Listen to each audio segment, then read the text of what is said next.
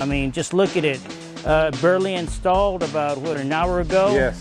And the yard looks like it's been here for years. Who did your landscaping? He says, Johnny, call On Point.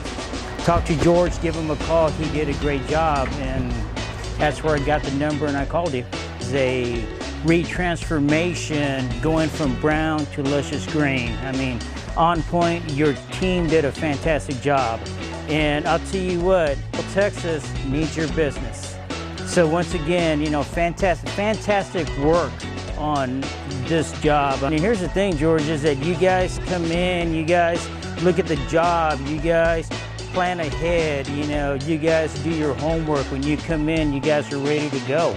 I mean, you know, you guys put the sod in, you guys adjusted the sprinkler system, set my timer, you guys send your own instructions on how to take care of your yard for the next couple of weeks, which is the most important, and also how to maintain your yard going forward. I mean, you guys did an outstanding job. Thank you.